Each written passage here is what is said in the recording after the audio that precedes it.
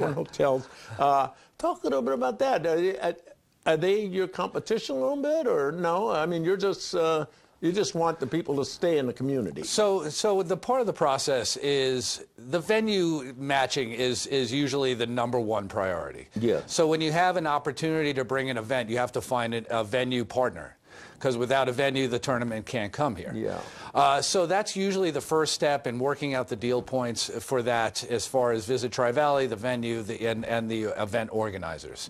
Then we work with our hotel partners based on their hotel needs to find that. But you're absolutely right. A selling tool for the Tri-Valley, as opposed to the San Jose's, the Oaklands, the San Franciscos, Yeah. is our hotel flexibility and our pricing. Yeah. Although the hotels have done very well the last 4 years, we still come in below usually those 3 cities, which are our direct competition. Yeah. Not to give anything away, but what are some of the things you're thinking about doing in the future, or have got the ball already rolling?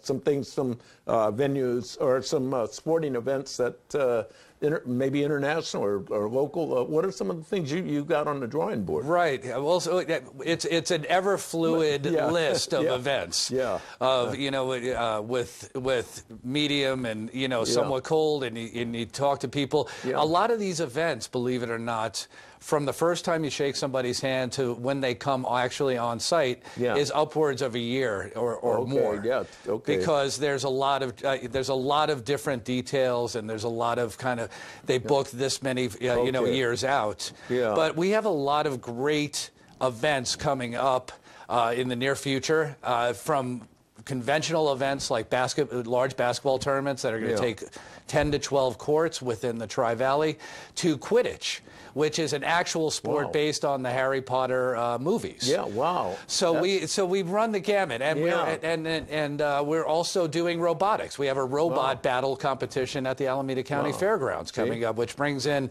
not only nationally an audience, but for 11 other countries. Yeah. So you actually try, like, for example, if you know of an organization that's looking to put on, the national championship you actually go to them and try to set this up. Right. Well, there's different ways of kind of approaching this, and some are through trade shows and conferences. Yeah. Sometimes it's a good old-fashioned, door to door, kind of going to people face to face, and that's what I've seen.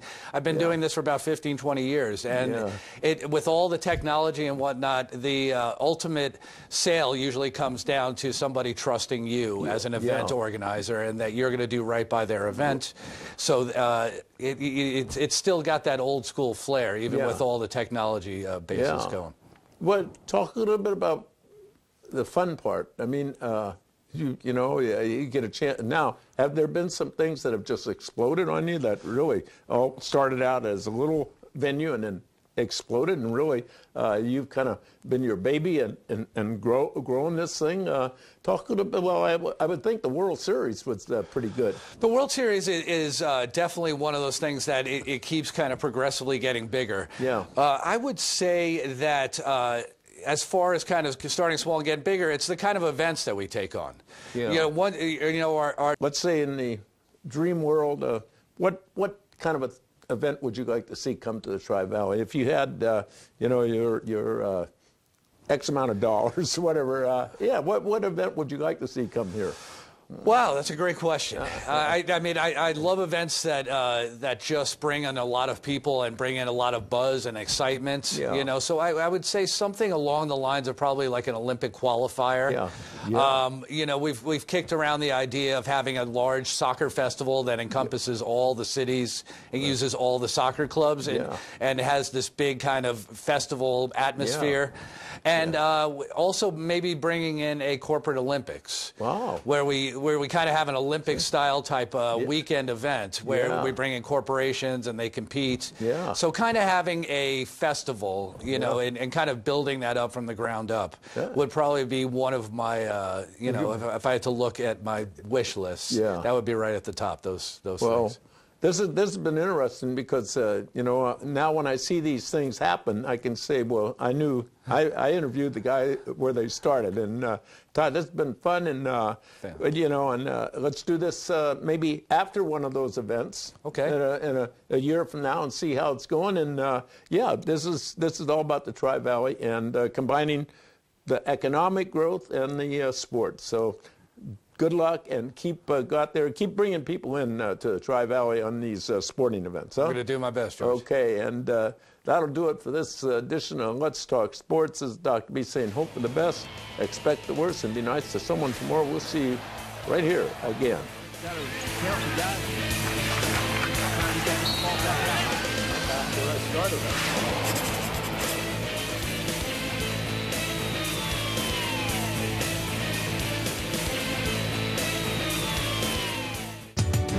We had been called up for the first time.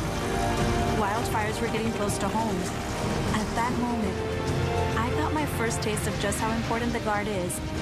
Be there for your community at NationalGuard.com.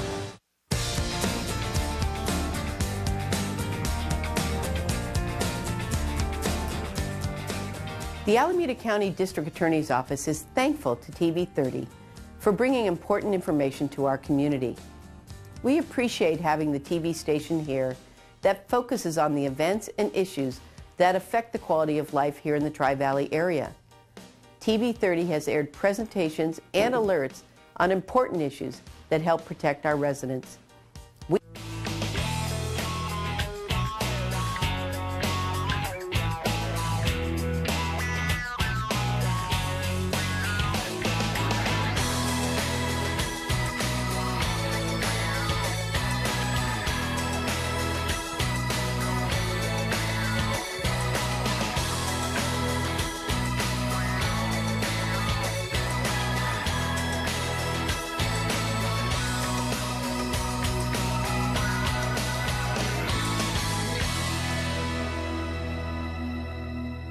Hi, I'm Marshall Camina from the TV30 Foundation.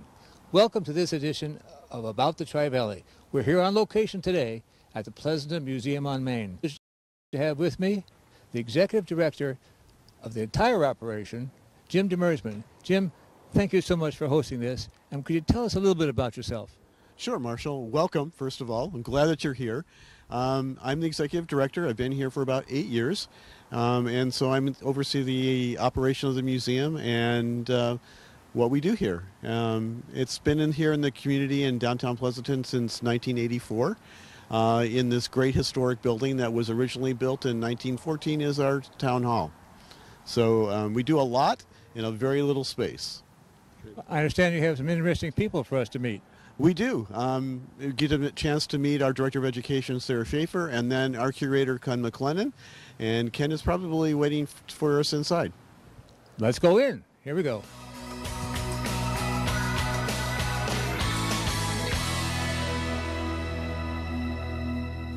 We're here with Ken at the Pleasanton Museum on Main. Ken, can you tell us a little bit about the quiet years?